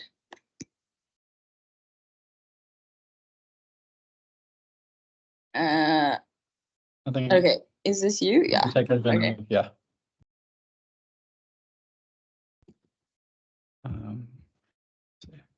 Okay, yeah, so we're just on to the last couple of questions now. So we've got a 19-year-old patient referred to the surgical team after coming to the GP complaining of a lump. On examination, the consultant notes the presence of a hernia, which is superior and medial to the imaginary line drawn between the ACIS and the pubic tubercle. The lump is easily reducible, and when he places his hand on the mid-inguinal point and asks the patient to cough, the lump is not controlled by his hand. So based on these findings, what is the single most likely type of hernia that this patient has? So the answer here is a direct inguinal hernia. And so we know from the STEM that it's a hernia. And then the location of it, so superior and medial to the pubic tubercle, will tell us whether it's a femoral or inguinal hernia. So in this case, it's an inguinal hernia because it's superior and medial. And then the next thing is to distinguish whether it's direct or indirect. So indirect is usually not reducible. Sorry, indirect is reducible. So when he is asked to cough and the lump is not controlled by his hand, that means it can't be pushed back, so that indicates it's a direct hernia. And then the other options are umbilical hernia. Well, this is not at the umbilicus, so it's not that one. And yeah, just be aware that femoral hernia are a bit rarer than inguinal hernias, and they are high risk of strangulation. So we briefly went through that just to tell you a bit more about inguinal hernias. The difference between direct and indirect is sort of how they come through from the abdominal space. So the direct hernia will go through the inguinal triangle into the canal, and it's usually caused by a weakness in the muscles, whereas the indirect is usually congenital and in young males, and it goes through both the deep inguinal ring and the superficial inguinal ring, if you can remember your anatomy. And they are at a high risk of strangulation. And And then again, yeah, the difference is whether they can be pushed back or can't be pushed back. And so if it's extending into the scrotum, it's far more likely to be an indirect inguinal hernia. And then femoral hernias are, like I said, more rare. They're more common in females, but they're at a high risk of strangulation. And these are inferior lateral to the pubic tubercle. One way that I like to remember the location and the type of hernia is the mnemonic philism, so FILISM. So it's like femoral, inferior lateral, and then inguinal, superior medial. That's just one way that's stuck in my mind to remind me. And then umbilical hernias, they're usually in young, in babies, so they're quite common at birth, and they're usually self-resolved by the age of 5. If not, they may be offered surgery. And then the management is that for inguinal hernias, if the patients are fit for surgery, they should be offered a repair, even if they're asymptomatic. And whilst they're waiting for their repair, they can use a truss, or if they're not fit for surgery, they can use a truss. And with femoral hernias, they are at high risk of complication, so a repair should be offered. And then the umbilical hernias, they're low risk, often don't need surgery, and they're self-resolving. But if they don't resolve after about 5 years, they may be offered surgery. The next SBA, you're asked to clerk a 50-year-old gentleman on the surgical ward who is 5 days post-op. On examination, he appears well. However, you note that there's a stoma present on the left iliac fossa. On closer examination, the stoma has one lumen present, which is spouted. The stoma is active, productive of liquid matter, and there does not appear to be irritation to the surrounding skin. So given this information, which procedure is the patient most likely to have undergone? So the answer here is subtotal colectomy. So we know the location of the stoma, so it's on the left iliac fossa. So we know that that bit of the bowel has been operated on. And then this question sort of relies on you knowing a bit about different types of stomas. So stoma has one lumen, and it's spouted, and it's giving liquid matter. So if it was an anterior resection, doesn't usually result in a stoma, a long term, and you produce a defunctioning loop. A Hartmann procedure would result in an end colostomy. Right hemicolectomy doesn't result in a stoma long term, and small bowel resection doesn't require stoma. But yeah, so let's go through the different types of stomas. So let's go through the loop stomas first. So loop ileostomy is quite common, and it's used to temporarily defunction the large bowel. So after a cancer surgery or as a intermediate stage for an ileoanal anastomosis. So what this means is that it basically it lets you release your bowel contents before it reaches the area that's been operated on to give it a chance to heal. And this type of stoma has 2 lumens. So there's a proximal end, which is spouted and folded back on itself to protect the skin. And then you have the second bit of it, which is the distal end, and that's usually flush to the skin and it's non-irritant. And the reason that they're sort of 2 different, so one's spouted and one's flush to the skin, is just for you to be able to recognize which is the proximal end that is releasing contents and which is the distal end. And these can be reversed. And then we have the loop colostomy, which is a similar sort of thing, but I believe a loop ileostomy is further up at the end of the small bowel, and a loop colostomy is obviously in the colon. And then we have an end ileostomy, which is just a single lumen that's spouted, and it's formed after a subtotal colectomy. So this might be an emergency procedure, and this is not reversible. And an end colostomy. So this may be performed in treatment of IBD or familial adenomatous polyposis, where the colon's removed and the contents is emptied directly from the small bowel.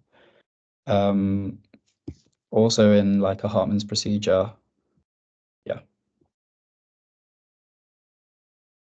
So the next question, a 32-year-old female presents to the GP with a 1-month history of painful rectal bleeding.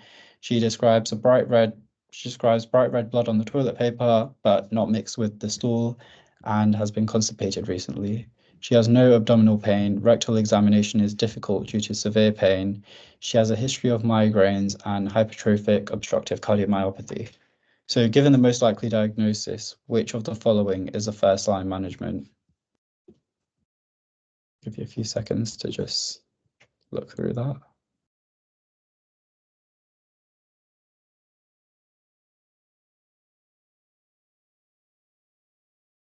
So the answer here is A, you'd be suspicious. So we're thinking it's an anal fissure from the history. So we know it's painful, rectal bleeding. The blood is on the toilet paper as opposed to mixed in. So we know that the pathology is quite distal, as opposed to inside the colon or higher up in the GI tract, and it's not mixed in with the stool. And then we know that she also has constipation, so it's painful, difficult to go to the toilet, and yeah, severe pain. And then it's also worth noting she has a history of migraines and hypertrophic obstructive cardiomyopathy. So the answer is A, advised to increase fluid and fiber intake to treat pain relief. So this is the first line for anal fissures. And this is a 1-month history. So if it was less than 1 week, it would be acute, but because it's greater than 1 week, it's chronic. But the first line for chronic anal fissures is usually topical GTN. But in this case, because she has migraines and hypertrophic obstructive cardiomyopathy, GTNs are contraindicated. So we wouldn't do that. And then we'd advise to increase fluid and fiber intake to and take pain relief. Yeah. So your main differential for this sort of presentation would be either hemorrhoids or anal fissures, if they have rectal bleeding. So the main difference is that hemorrhoids are painless, bright red rectal bleeding, and this usually occurs after defecation, and like in the question history, it's on the pan rather than mixed in with the stool or on the toilet paper. With hemorrhoids, you may also get pruritus ani, which is basically just itching around the perianal region, and you may feel like a lump in that area. And there's not usually any significant pain unless the hemorrhoids are thrombosed. And the management for this is usually soften stools. So we need to increase dietary fiber and fluid intake, topical and local anesthetics and steroids. And then they may be offered outpatient treatments if their symptoms don't resolve. So rubber band ligation and surgery as a last resort. And then with the thrombosed hemorrhoids, if they present within 72 hours, then you may consider referral for excision. Otherwise, you'd manage with stool softeners, ice packs, and analgesia, and then the pain sort of settles in about 10 days or so. And then with anal fissure, these are painful tears in the squamous epithelial lining, and 90% of them are usually in the posterior midline. I think sometimes questions can like ask you where they're likely to be. Sometimes they'd like to use like a clock face as well, so be aware of that. And these are mostly trauma secondary to hard stool passage. So if someone has like chronic constipation or the passing hard stools for whatever reason, they may develop an anal fissure. And again, this is a similar presentation with bright red rectal bleeding on the paper as opposed to mixing with the stool, but in this instance, it's painful. And it's often very like examination is impossible due to the pain. And in chronic cases, there may be like a sentinel pile or mucosal tag in the same location. And the management for this is conservative. So advise warm baths, high fiber diet, increase fluid intake, and you can give topical GTNs, but you would not be giving steroids in anal fissure. And I think you can use diltiazem as an alternative. Yeah. So next we have a 19-year-old woman who presents to A&E with a one-day history of centralized abdo pain, which radiates to the right iliac fossa. She has vomited once since the onset of pain, and OBS indicate that the patient is stable. So based on this information, which is the single most appropriate next investigation?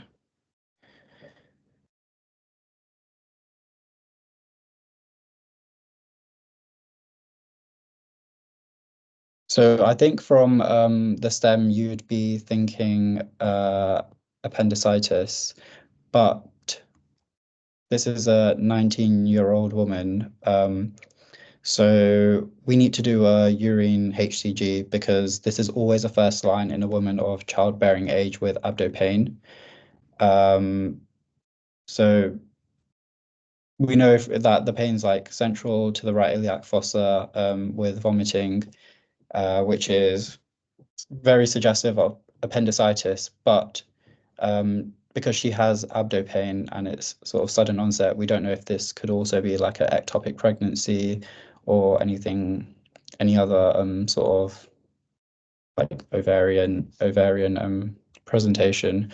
So we always remember to do a pregnancy test in any sort of woman of childbearing age that presents with abdo pain, and they like to throw in questions like this to catch you out.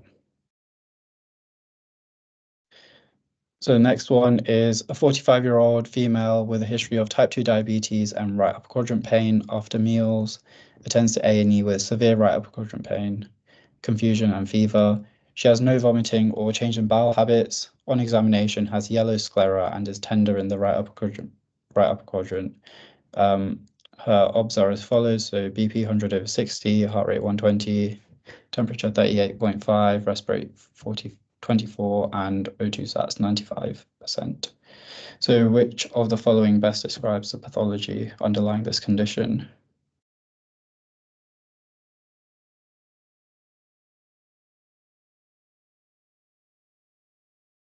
So this is gallstone in the bile duct causing infection due to ascending cholangitis. And from the stem, we know, so we've got right upper quadrant pain after meals. So we've got right upper quadrant pain, confusion, and fever. And we've also have yellow sclera, so jaundice. And so this is Charcot's triad, which is fever, jaundice, and right upper quadrant pain. Actually, in this case, it's Raynaud's pentad, which is an addition of shock. So she's got a low BP and the confusion that's mentioned. So with Raynaud's pentad or Charcot triad, that's always ascending cholangitis. And I'll go through the reasons why it's not the other ones. So gallstone in the cystic duct causing inflammation, that would be acute cholecystitis. And the difference between the answer and between A and B is that one is infection and one's inflammation, and then the location of them. So gallstone in the cystic duct wouldn't cause jaundice. It'd cause the fever and the pain, but no jaundice when acute cholecystitis. And then if the gallstone was in the gallbladder, they'd often be asymptomatic or they'd have a colic, but then they wouldn't sort of be systemically unwell with fever or jaundice. And then if there was a gallstone in the terminal ileum causing an obstruction, so this would be gallstone ileus, when the stone in the gallbladder forces through the bowel and blocks the ileum. And then pancreatic inflammation and autodigestion would be pancreatitis, and that would result in epigastric pain with or without fever and without jaundice. So slightly different presentation, and it wouldn't typically be right upper quadrant pain. So next we have a 45-year-old female with a history of abdo pain after meals, presents to A&E with constant right upper quadrant pain. On examination, she has right upper quadrant tenderness and a large body habitus. She is also febrile, but other observations are stable. So which of the following signs is most likely to be seen in this patient?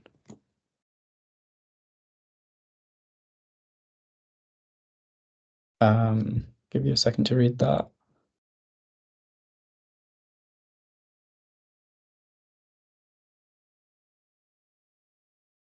So again, this is acute cholecystitis because it has the right upper quadrant pain. She's febrile, but there's no jaundice. And the sign with acute cholecystitis is Murphy's sign, so wincing when asked to breathe in with the examiner's hand pressed under the rib cage on the right. So that's basically, you'll be pressing in that right upper quadrant region, and you'll press on the gallbladder, which causes this like sudden stop in breathing, because the gallbladder is inflamed, and your hand will press against it. And just going through some of the other signs, I think we've already mentioned Cullen's sign like at the start. So that's bruising around the umbilicus, which is commonly in pancreatitis. And then also in acute cholecystitis, you get Bower's sign, which is sort of pain radiating to the shoulder, so under the right scapula. But this is not very sensitive, and it's not always present, so I wouldn't rely on that. But it can be mentioned in the question as a hint to the diagnosis. And then when you have pain palpating the back at the angle between the erector spinae and 12th rib, this is renal angle tenderness, and it's in conditions such as pyelonephritis or an abscess or any other renal pathology. And then pressure on the left lower quadrant causes pain in the right lower quadrant. That's Rovsing's sign in appendicitis. So just going through some of the biliary tree pathology. Firstly, we have biliary colic, which is, so the typical patient will be fat, 40, female, fertile, and fair. So all the Fs. And they'll present with an intermittent colicky right upper quadrant pain after meals. This is because when they ingest fat, it can cause pain. And the management for this is just analgesia, and if it becomes problematic, then they may need a elective cholecystectomy. Next, we have acute cholecystitis, which is gallstones in the cystic duct causing inflammation. And they'll usually have a history of a biliary colic as well, so the colicky right upper quadrant pain. And they'll also have fever, and they'll exhibit Murphy's sign, as we've just mentioned, and Bower's sign. And then the management for this is supportive with an early laparoscopic cholecystectomy. And sometimes when the cystic duct stone impacts on the common bile duct and causes jaundice and deranged LFTs, this is called Miritzi's syndrome. And it's like an acalculous cholecystitis that can occur in an unwell patient with no stones. And then gallbladder abscesses can also occur, which would present with swinging fevers and right upper quadrant pain. And then we have acute ascending cholangitis. So gallstone blocking the common bile duct, and it's usually causes an infection by E. coli. So remember, if it's blocked tubes, leads to stasis and then leads to infection. And this is the one that presents with Charcot's triad, so the right upper quadrant pain, fever, and jaundice. Or it may have Raynaud's pentad with the addition of the confusion and hypovolemia, so low blood pressure. And the management for this is ceftriaxone and metronidazole or ERCP. But ERCP has a risk of bleeding, perforation, pancreatitis, and also cholangitis. And then for all of these, the investigation is usually abdominal ultrasound, and you may see the gallstone and see like where the gallstone's impacted. And all of these are very similar, so I think it really helps to understand where the block, like firstly understand the biliary tree and be able to sort of visualize it, and then think where the blockage is and what symptoms would it cause, depending on the location of the blockage in relation to like the jaundice or infection. But yeah, they all sort of present with right upper quadrant pain. So the next question is, a 56-year-old female presents to A&E with a sudden onset severe abdo pain and hasn't felt like eating since yesterday. There are no other bowel or urinary symptoms and the history of hypertension and angina and no bowel conditions. She smokes but does not drink alcohol. On examination, she has an irregular pulse and severe diffuse abdo-tenderness. Which of the following investigations would best support the most likely diagnosis?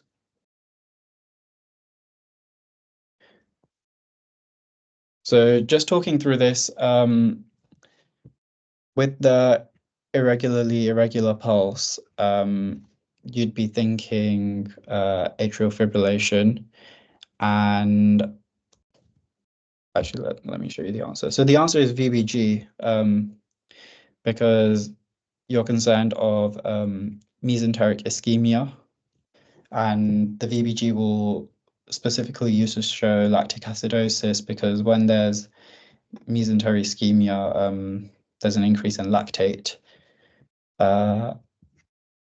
And the reason you'd be thinking this from the stem is, like I said, the irregular pulse, so atrial fibrillation. She also has other risk factors for cardiovascular disease, so smokes, hypertension, angina.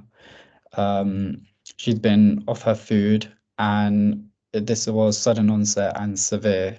So they all sort of point to mesenteric ischemia. Just going through the other investigations. So abdo ultrasound is useful for initial imaging in like sort of gallbladder disease or appendicitis where the diagnosis is unclear. The abdo X-ray is useful for bowel obstruction, perforation, toxic megacolon or stones, and it may show lots of different signs. Just one thing to mention there, I'd be aware of like all the sort of bowel pathology signs that you can see on an abdo X-ray. There's not that many, and it's something they like to ask. So I'd be aware of them. And then urine dipstick is useful in any patient, but so it would have been useful in this case, but it wouldn't be like first line or be like the most likely to support the diagnosis. And it's kind of used in like UTIs, stones and DKA. And then pregnancy test is always important, but this woman is a bit older, but if she was of childbearing age, you'd definitely do it, and although it wouldn't be diagnostic. So yeah.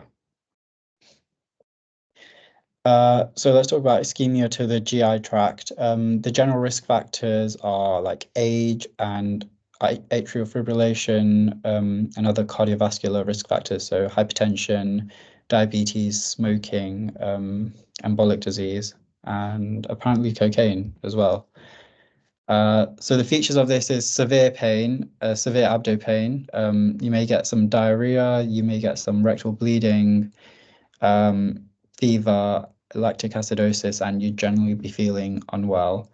So in acute mesenteric ischemia, it's a very important diagnosis to consider in acute abdo, and it's usually caused by an embolism becoming lodged in the mesenteric artery, which supplies a small bowel.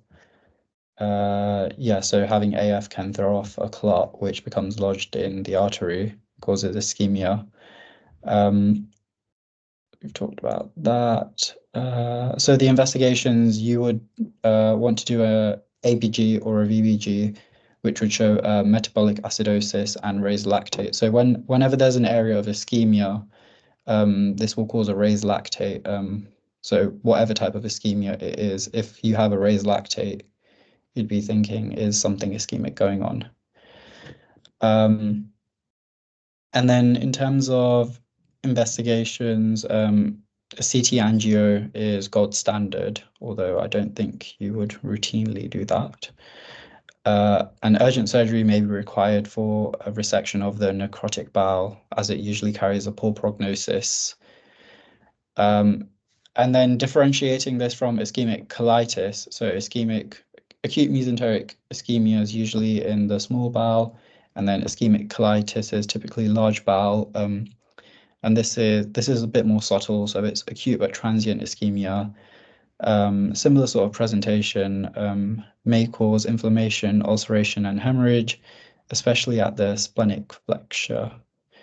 But the management for this is supportive and surgery if there's a perforation or any signs of peritonitis.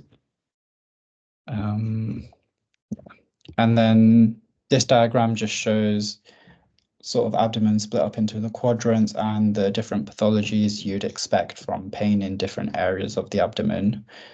So the location is really important about where the pain is. And so those are all the core conditions we've sort of covered. There's a couple that we missed out, but we managed to get through most of it, and that's the end. And if you could all please fill out the feedback form, and obviously if you have any questions, you can feel free to ask them now. We'll try our best to answer them.